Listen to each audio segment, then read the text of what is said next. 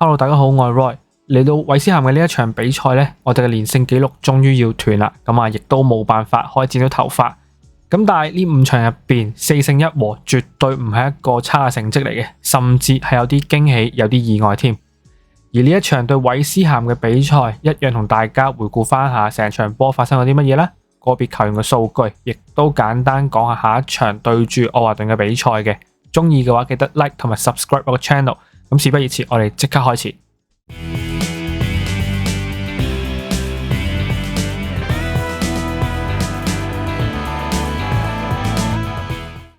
呢一場對住韋斯咸嘅比賽，正如我所料啦，都係用翻勝利11人嘅。咁但我本身係希望可以利用翻石斯高去作為破密集嘅一個點。咁但係最後呢係冇咁用到啦。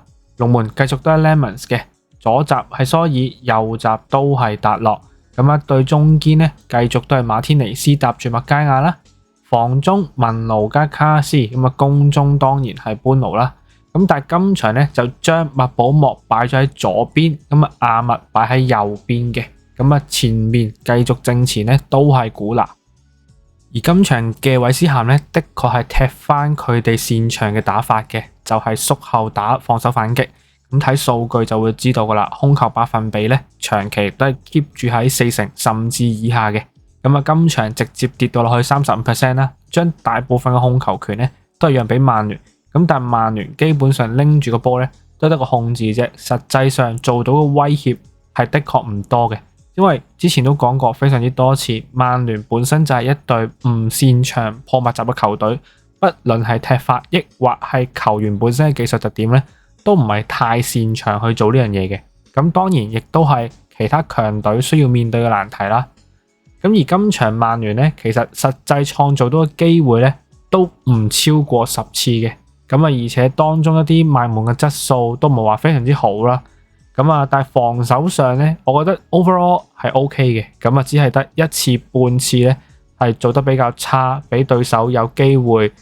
當中包括就係蘇爾嗰球失誤啦，或者係喺下半場尾段有1-2下嘅失誤，爭啲俾人入波啦。但係大部分時間其實韋斯咸都係縮後打反擊，威脅的確係唔多嘅。反而係曼聯呢邊呢，就真係做得冇咁好啦，相對個節奏好慢啦。而且想用兩邊去拉散對手嘅防線呢，又做得唔夠快，因為好多時呢，俾一腳波係俾唔到嘅，要再可能俾2腳甚至3腳呢，先做到本身佢哋希望嘅效果。變相好多時韋斯咸好快就已經縮翻去後邊，基本上10個人呢已經企好翻本身佢哋防守布防嗰陣時嘅嗰條防線嘅。變相曼聯要揾空間揾機會要打穿呢係極困難。而且韋斯咸今場佢哋嘅球員嘅紀律呢亦都係非常非常之嚴密嘅。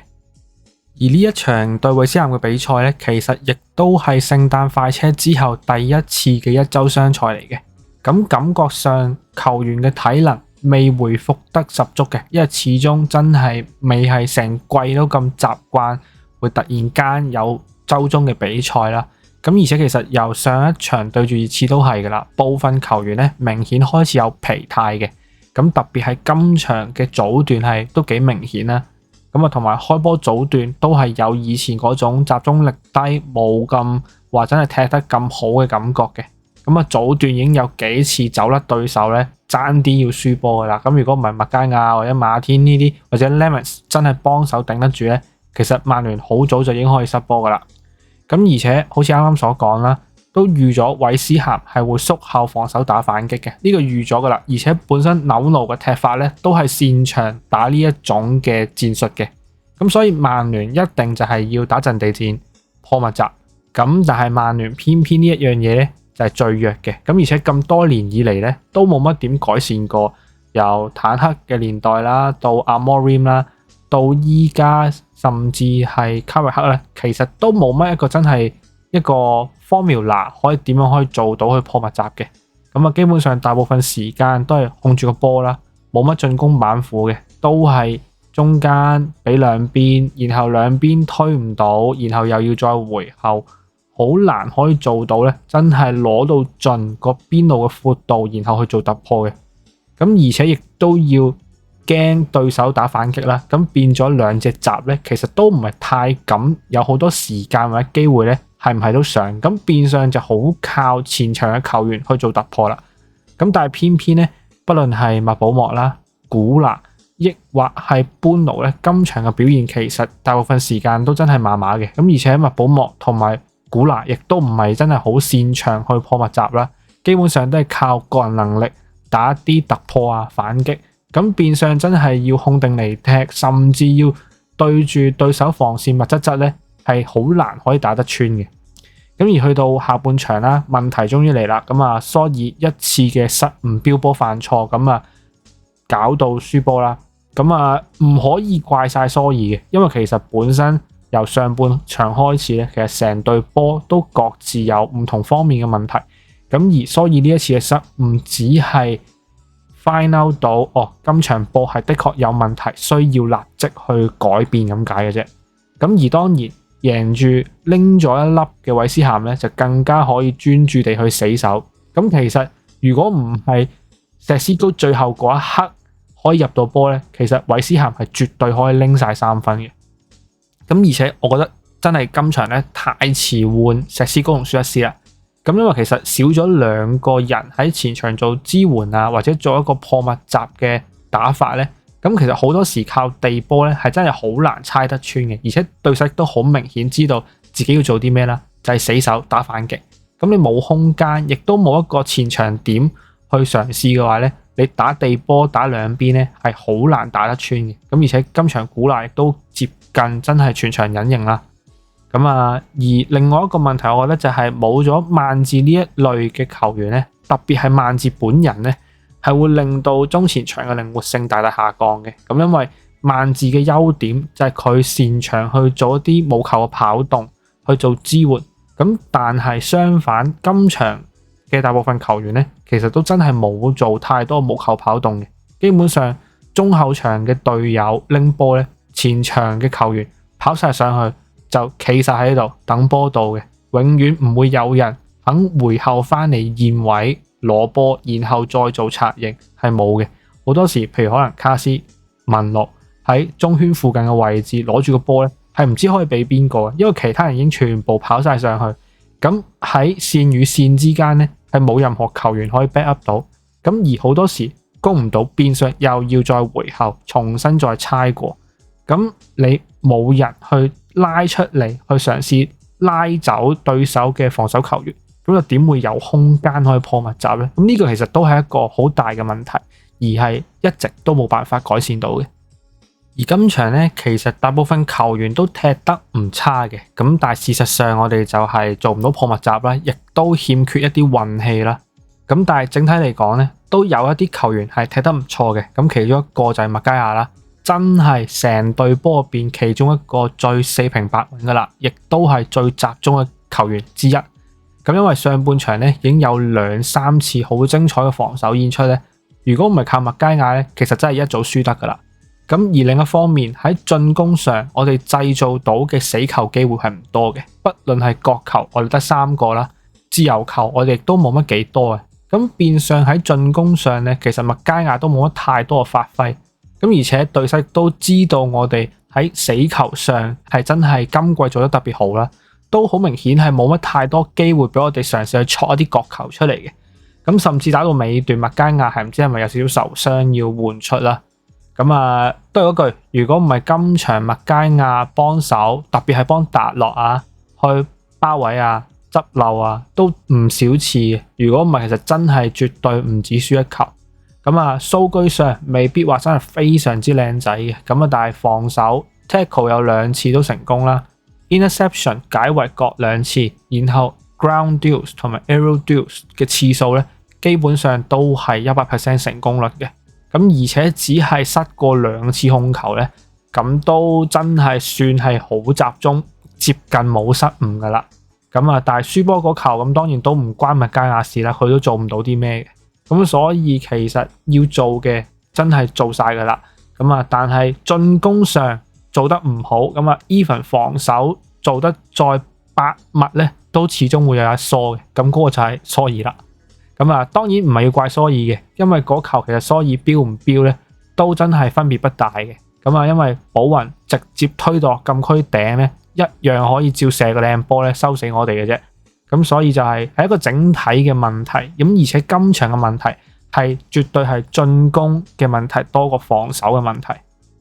而去到石獅高咧，上場後備入嚟尾段最後一下咧，嗰一球肉酸嘅，然後俾人照咗肺噶啦。般奴、麥佳亞都有話過佢嘅。咁呢個就係一啲年輕球員嘅通病啦，未去到話每一刻都係咁集中精神或者嗰個爭勝嘅慾望咁強啦。咁但係今場亦都係再一次後備入嚟，終於見到功啦。咁亦都成功幫到隊波咧，由0分變1分，係好緊要嘅。因為喺國際賽期之前咧，可以保持到不敗，咁係嗰個成隊波嘅士氣都會爭好遠。咁而且上一場尾嘅分析咁都有講過，原本係以為會用石獅高打正選作為破密集嘅手段啦。即係其實今場成場波嘅進程咧，係唔缺乏一啲喺 K 角位嘅傳中斬入禁區，但係落點咧係冇一個中鋒去做接應嘅，可能喺禁區入邊只係得一個般奴、一個古納，咁但係完全連波皮都掂唔到嘅。咁如果多一個高佬石獅高喺度，會唔會有唔同呢？又或者佢就算未必可以直接向住個龍門頂，咁但係如果爭到個制空權，可以俾隊友執色根波，會唔會有唔同呢？咁呢個就係如果你破唔到密集，你淨係可以靠燒尾戰術斬入去嘅話，咁其實點解唔嘗試下本身直接就用 Shixco， 而要繼續去打地面戰呢？咁而且你地面戰今場踢咗成個上半場冇任何真係辦法踢得入去嘅，咁而下半場都拖到咁後先至換入，咁會唔會又係真係遲咗啲呢？咁啊呢個就係明顯卡域克咧係真係輸經驗噶啦，其實都係一啲少帥嘅問題啦。好多時候一啲決定啊或者諗法都係喺細節上可以再做得好啲嘅。咁啊但係已經幫我哋贏到4場波，咁今場亦都由輸變和，咁我覺得都已經係做咗佢可以做嘅嘢，咁只係有更加多嘅進步空間啫。咁而 Shixco 都係一個仍然需要一定時間成長嘅年輕前鋒啦。咁但係 potential 見到有嘅，今場嗰球入球嗰下都唔知可唔可以話係不入去定係撥入去定係點樣啦。但係嗰球係好難射嘅，而且仲要係死角入，咁啊都真係唔肯定係咪咁容易可以做到嘅。至少如果你話擺喺其他嘅前鋒球員或者係其他曼聯嘅球員喺嗰個位置做翻同樣嘅動作，係咪可以放到個波網呢？我真係唔敢講。咁所以佢係真係有一定嘅能力，咁但係喺各方面上面仍然有好多空間需要成長。而再跟住落嚟要講嘅就係蘇爾啦。咁啊下半場飆波失位嗰下呢，我覺得就真係非戰之罪嚟嘅。咁啊因為好似啱啱講，寶雲推到入禁區邊，禁區入邊呢一樣咁大威脅嘅啫。咁只係用咗另一個方式去輸呢一球波，因為其實嗰一球本身呢，直接俾人打一個長傳啦，好簡單嘅防守反擊，長傳寶雲接到第一點，跑贏咗，逼蘇爾去落腳，然後失位，然後推到底嘅時候再傳中俾蘇石去埋門。咁其實分別係唔大嘅。咁啊，而且喺成場波個進程入邊，本身蘇爾喺左路係需要同時防守雲比沙加同埋寶雲，都真係相當吃力嘅。咁亦都唔係好夠支援啦喺防守上。咁因為不論係有陣時會喺左邊出現嘅麥保姆，或者係迪亞路，或者係古拿都好，佢哋嘅防守能力咧都係麻麻地嘅啫。咁啊真係唔係好幫到嘅。咁而且喺進攻上啦，麥保姆喺左路唔係好做到好多效果嘅。咁啊然後阿馬特喺左路亦都唔係話真係好擅長啦。咁啊更何況古拿基本上成場人都認嘅。咁啊其實進攻都係靠一個蘇爾去打嘅啫。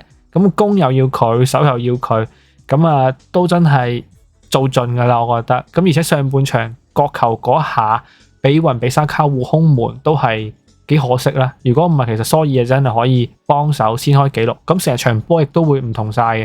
咁但係就冇咁多如果啦。咁而且睇數據咧，其實蘇爾嘅數據今場係絕對唔曳嘅。咁啊2次 key pass 已經係為數唔多嘅 key pass 嚟㗎啦。咁啊而且5次嘅 progressive carry 亦都係全隊最多嘅，咁而且亦都係喺左路明顯係靠佢一個去做推進啦。防守數據亦都唔曳嘅 ，tackle、intercept、clearance 或者係 ball recovery 都有，咁而且 ground duels 同埋 aerial duels 都有一定嘅次數，而且贏嘅次數亦都唔少添。咁所以嗰下失誤係有少少肉酸嘅，咁但係真係冇辦法可以話真係怪晒佢一個人，係成隊波嘅問題嚟嘅，因為係由進攻一路攻唔入、攻唔贏，一路入唔到波，然後去到下半場忽然間一個唔小心嘅失誤，一下大意輸波，先至會落後嘅啫。咁但係如果調翻轉咁講，你上半場踢得好，或者你做到破密集嘅，你入到波，咁咪唔會有下半場呢啲問題咯，亦都未必會發生呢啲情況咯。咁所以此消彼長，就唔可以怪晒一個球員某一刻嘅一啲犯錯嘅，呢個係我嘅睇法。再跟住落嚟講多個防守球員，咁啊都係後備換入嚟嘅約羅啦。咁啊講真，約羅自從真係表現都差咗一段時間之後呢，都叫放咗入雪櫃雪咗一陣啦。咁啊然後去到今場呢，終於再有機會後備上陣，咁啊入替唔知係咪有受傷嘅麥佳亞。咁而講真呢，今場約羅落到場呢，表現係我覺得 OK 嘅。咁因為其實好快已經有一兩個關鍵嘅封阻攔截。咁而且信心都明顯有改善到冇之前咁慌失失啦。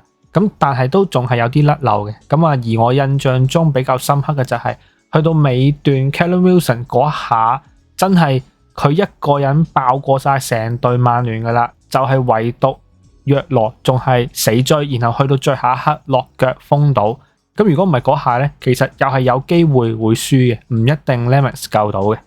咁而之前嘅問題，我覺得就係，我覺得純粹係拔苗助長啦，真係冇人用，要去到要拎約羅出嚟去頂，然後隔離可能就係拍住一個都係咁後生嘅氣氛，咁啊壓力自然會爆煲啊。咁但係而家唔同，而家有麥佳亞、有馬天尼斯呢啲大佬喺隔離頂住，咁其實佢又好簡單去做一個 support 嘅角色，唔使話要孭飛，咁其實成件事都會爭好遠。咁而且其實佢都好後生啫，咁啊仍然需要有一段嘅時間空間去成長，慢慢去為之後嘅時間 build up。咁當然唔一定話佢之後會可以踢得好好，甚至去到係一個一流甚至頂級嘅中堅。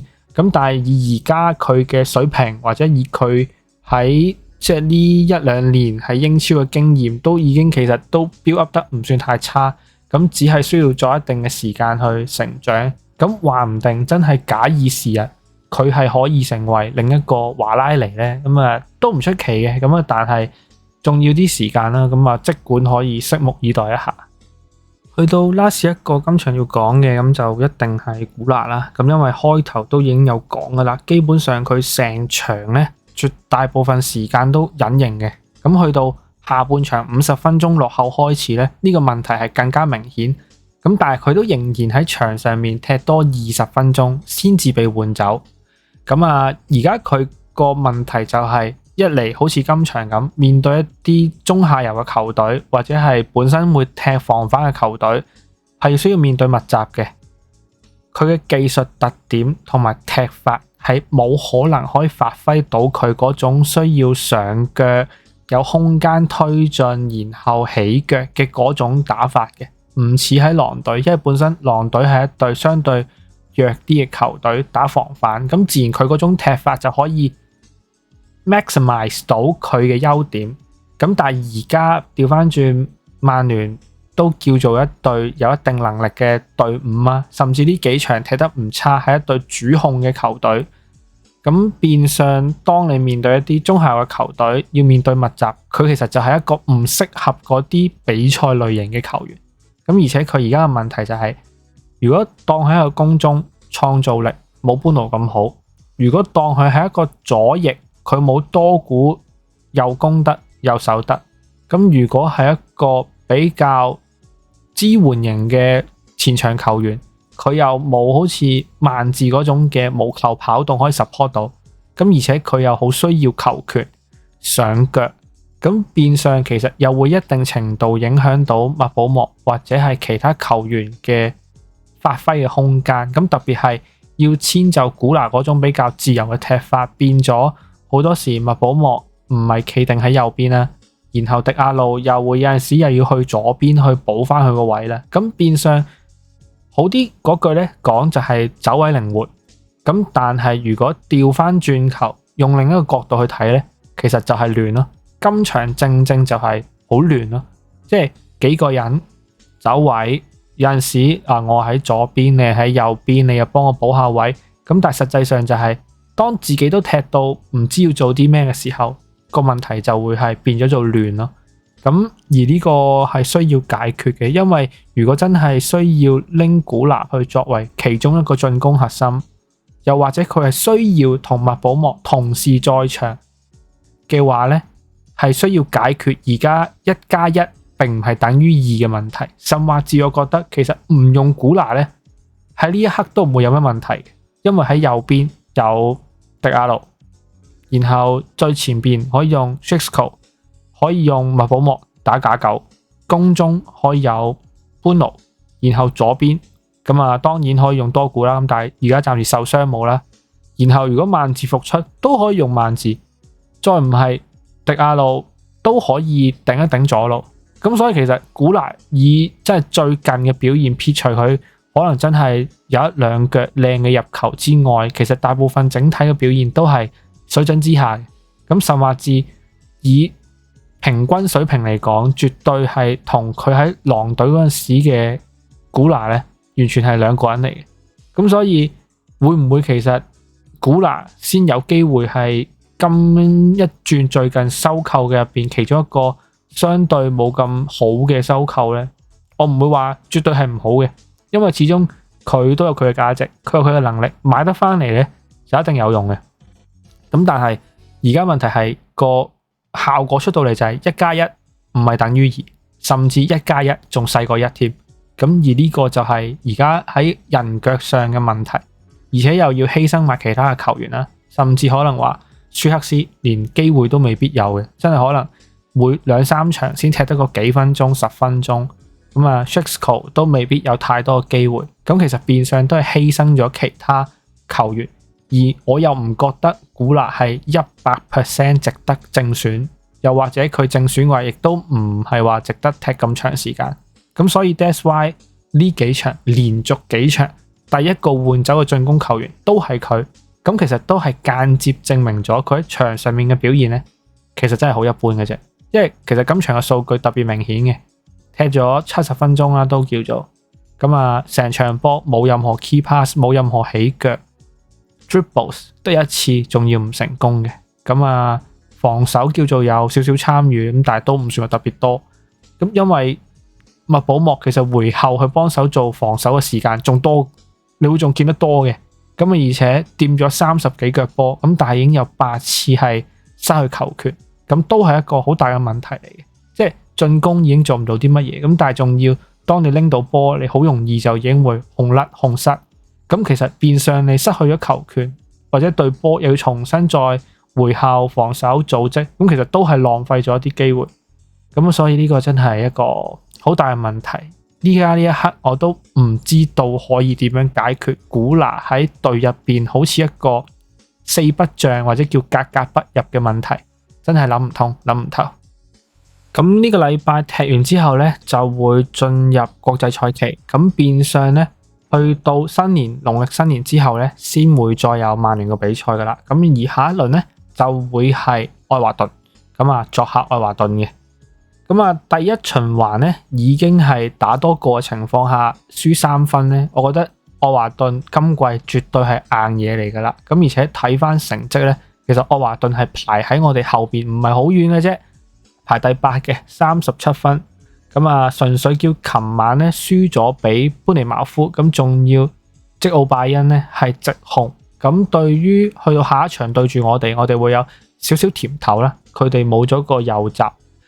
但係就我覺得整體嘅實力嚟講呢，愛華頓都絕對唔係弱嘅。咁仲要佢哋嚟緊主場啦，都唔係一個弱嘅主場嚟嘅。咁愛華頓今季一樣係有實力去爭歐戰席位。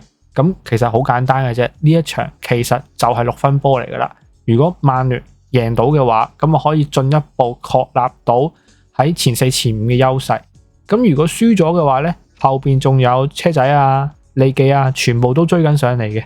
咁啊，所以其實每一場波啊，不論邊一隊對手都好咧，其實都係好緊要，甚至可以話係我哋其實輸嘅空間唔係好多，可以和，但係輸嘅空間真係唔多。咁啊，但係其中一個叫做少少嘅優點，除咗係即奧版紅牌之外，就係 Jack Grealish 啊嘛，格利殊咁啊仍然係受傷啦。咁預計應該冇咁快可以復出到嘅。咁啊，應該一定程度上都會減弱咗佢哋喺邊度嘅戰鬥能力。咁啊，但係佢哋嘅中場，譬如可能話加拿嗰啲，仍然係一啲好有質素嘅中場球員啦，亦都有迪斯貝里可爾啦，都係有一定嘅遠射能力啦。咁所以其實係唔可以輕視對手嘅。咁嚟緊對住愛華頓呢一場比賽呢，其實已經可以都知道依家嘅勝利11人呢，一定唔係最優解噶啦。咁亦都係缺乏破密集嘅能力啦。因為如果假設愛華頓都係會有一定程度嘅縮後防守嘅話呢，其實曼聯一樣都係要面對密集嘅防線，都係要破密集嘅。咁所以我會希望，如果曼治真係可以好翻復出到嘅話呢，左路嘅正選我甚至係希望可以用曼治嘅，就睇下曼治有冇辦法可以利用到佢無球跑動嘅能力，同埋喺中前場嘅支援能力去做到一啲嘢出嚟。咁因為其實古拿表現麻麻地，然後放不論阿密或者係放麥保莫喺左邊都好咧，效果我覺得都係一般嘅。咁所以其實曼治係一個可以選擇嘅點啦。咁然後正前嘅我會 prefer 真係用翻 Shakespeare， 雖然佢打正選個效果一般嘅，咁但係如果係好似啱啱講有機會要面對密集嘅防線，對手係有機會死守嘅話咧，咁其實多一個高佬喺前面做搶點爭高空咧，會有一定嘅甜頭啦。咁而且本身 Shakespeare 嘅制空能力係真係唔差嘅，咁亦都可以係如果唔係直接可以喺禁區入邊爭頂成功入到波嘅，可以直接向住個龍門射波都好。咁可能喺禁區入邊爭頂，然後隊友去執second波，由可能阿密、曼治或者麥保莫、班奴都得㗎，後上入嚟去做執雞或者後上入攝，其實都可以係一種打法嚟。唔一定要打地面滲透，唔一定要靠麥保莫打身後打反擊，有好多踢法嘅。咁而最後一點就係達洛。咁啱啱呢一場嘅表現，講真係有少少失望嘅，基本上都真係踢輸晒俾新馬維。我覺得如果論係真係要防守嘅話呢，真係時候要用翻馬沙拉奧噶啦。即係如果你去到而家呢一刻都仲唔用嘅話呢，就真係唔知幾時有機會再用馬沙噶啦。我覺得達洛嘅表現都唔係話去到 100% 要正選嘅啫，就好似古拿一樣啫嘛。而你又唔係冇人可以用，即管咪換馬沙出嚟試下咯。今條片呢就嚟到呢度啦。如無意外，中間呢一個禮拜冇比賽呢，都會再出多一條片嘅。題材未定。如果大家有冇啲咩想睇想知嘅話呢，都可以留言話俾我知，咁睇下有冇機會或者有冇能力可以做到嘅。呢條片嚟到呢度，我哋如果有片嘅話呢，就下條片再見。如果真係冇的話呢，我哋下一場對住愛華頓嘅比賽再見啦。喺呢度先恭祝各位呢馬年新年快樂。馬到功成，龍馬精神，係咁啦，拜拜。